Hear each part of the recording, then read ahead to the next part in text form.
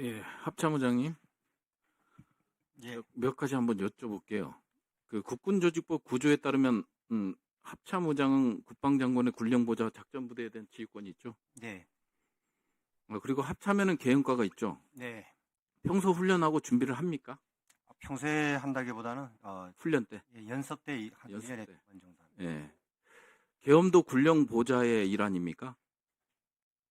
계엄 훈련, 어, 연습과 관련된 거. 군령의 보좌라기보다는 계엄법하고 이번에 봤을 때는 지휘권하고는 완전히 지휘 관계가 개선이 형성이 안 된다 이렇게 볼 수 있습니다. 개선이 안 되는데 왜 합참에서 하죠? 합참에서 지휘한다는 게 아니라 네. 계엄 업무라는 것을 합참에서 두고 네. 준비를 했다가 네. 현시나 상황이 됐을 때 알겠습니다. 운영할 수 있는 태세를 갖춘다고 보시면 될 것 같습니다. 지난번에 의장님께서 군사작전은 절대로 조사나 수사의 개념이 아니라 지휘관의 판단과 결심 영역이다라고 말씀하셨어요. 계엄군이 이제 국회 들어오고 그 다음에 이제 선관위로 들어가는 게 군사작전에 해당됩니까? 안 됩니까? 이 계엄 활동을 군사 작전이라고 할 것이냐 안 할까 봤을 때는 국군조직법하고 계엄법에 봤을 때는 예. 분리되어 있다 이렇게 보는 게 적절할 걸로 평가합니다. 알겠습니다. 지난 1월 14일 날 이 자리에서 수방사 특전사의 작전 지휘권을 계함사로 인계할 때는 법령의 절차에 의해 장관님과 통수권자의 승인을 받아 인계할 수 있다라고 말씀하셨고요. 그 다음에 이제 14일 날 업무 보고에는 12월 4일 03시 25분에 수방사 특전사에 대한 지휘권을 환원받았다 하셨습니다. 맞습니까? 인계하는 문제는 아니 맞습니까? 그때 하신 앞부분은 제가 정확하게 모르겠고 뒤에 환원받았다는 맞습니다. 예, 제가 이제 앞부분은 의장님이 하신 말씀을 그대로 녹취를 보고 그대로 적어서 왔습니다. 그건 제가 다시 확인해 보겠습니다. 예, 확인하시고요. 계엄사령관 지정은 국무회의 심의를 거쳐야 합니다. 맞습니까? 법적 절차는 그렇게 통하는 걸로 예, 예. 국무회의 심의를 거치지 않았습니다. 그러면 계엄사령관 지정이 무효가 되는 거죠. 그러면 의장께서는 지휘권을 4일 03시 25분에 수방사 특전사에 대한 지휘권을 환원받았다고 했는데 지휘권은 언제 인계하셨습니까? 법적 절차에 따라서? 인계했다기보다는 이 문제는 제가 들어왔을 때 지휘가 되고 있는 상태였기 때문에 아니 그러면 이게 합참에서 인계를 하는 겁니다. 작전 지휘권을. 그렇게 보는 것보다는 아니 말씀하시면은 제가 다 통합해서 제가 말씀드리겠습니다. 같은 말씀을 두 번 드리는데요.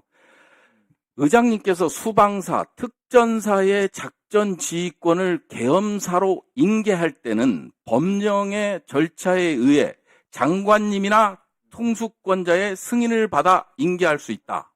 와본이 이루어지고 있었다. 그러면 합참의장의 건의에 의해서 인계할 수 있는 거 아닙니까? 근데 이걸 안 한 거잖아요. 그건 맞죠? 합참의장님은 인계를 안 하셨죠? 수방사와 특전사에 대한 작전 지휘권. 지휘권을 인계를 한다. 누구한테 인계를 지금 말씀하시는 겁니까? 아니 본인께서 말씀하셨어요. 그러니까 제가 응. 지휘권을 장관님한테 인계한다는 장관님이나 통수권자의 승인을 받아 인계할 수 있다. 어찌 됐든 계엄군이 지정이 안 되면 작전 지휘권은 합참에 있는 거 아니에요. 말씀하시면 제가 종합해서 한번 말씀을 드릴게요. 예. 근데 인계도 안 한 거를 환원받았다고 해요. 이게 말이 되지 않다고 보여지고요. 인계 안 한 걸 환원받았다는 게 어디 말이 됩니까? 그리고 합참이 작전 지휘권을 갖고 있는데 수방사와 특전사에 대한 작전 지휘권을 갖고 있는데 그럼 국회나 선관위에서 지금 군사작전들을 하고 있는 거 아닙니까? 계엄사와 관련된 국무회의 심의도 없었고 계엄사령관 지정도 없었고 그런 상황이면 합참의 통제하에 두는 게 맞죠. 그러면 늦게 알았어라도 절차를 밟든가 이건 잘못됐습니다. 건의하는 게 맞는 게 아니냐. 그게 군사일 일이잖아요. 그럼 그런 책임을 지서야 하는 게 아닌가 하는 말씀을 드리고요. 지난번에 화요일 날도 제가 지적했습니다만은 이거는 뭐냐면 군형법 제20조 불법 진퇴죄에 해당합니다. 지휘관이 권한을 남용하여 부득이한 사유 없이 부대를 진퇴시킨 경우에는 사형, 무기, 7년 이상의 징역이나 군교에 처하게 돼 있습니다. 그래서 국방부 장관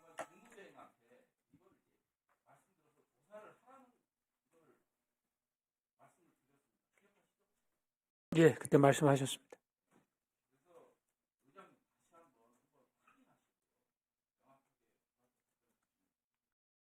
네. 그러면 잠깐 설명을 네, 말씀하십시오. 예. 이 지휘권 관계의 문제가 저희들도 참모들하고 좀 법무실장하고 전체 얘기를 했습니다. 뭐냐면은 계엄에 대한 지휘권은 엄격히 분리되어 있습니다. 계엄의 지휘권과 그다음에 작전 지휘권은 저는 국방부 장관의 군령권을 보좌해서 지휘하게 되어 있는데 일단 지금 상황이 발생했을 때 소방사와 특전사가 계엄사의 통제하에 있었고 그것이 진행되는 상태에서 사실은 저희들이 정확하게 파악을 못하고 있었습니다. 그거는 인정을 합니다. 상황 파악을 못했고 저희들은 일단 대북 작전의 경계태세에 집중해서 들어갔고 그 이후에 1시에 국회에서 일단 계엄 해제의 안이 통과된 이후에 대통령이 왔다 가시고 그러면서 부대에 대한 통제권이 애매한 상태가 되어 있는 상태입니다. 법령적인 문제를 떠나서 제가 판단할 때는 그러면 이 부대가 철수해서 들어가는 부대를 과연 누가 지금 지휘를 해야 될 것이냐? 저는 국가와 국민의 일단 안전적인 군부대의 안전적인 통제와 철수에 대한 책임은 제가 해야 되겠다. 그런데 지휘를 장관님이 하고 있는 상태에서 계엄사와 장관님이 하고 있는 상태에서 이것까지 회수를 안 하고 환원을 안 하고 두면은 이건 어떻게 되느냐? 그렇기 때문에 제가 장관님께 요청을 합니다. 환원을 해 주십시오.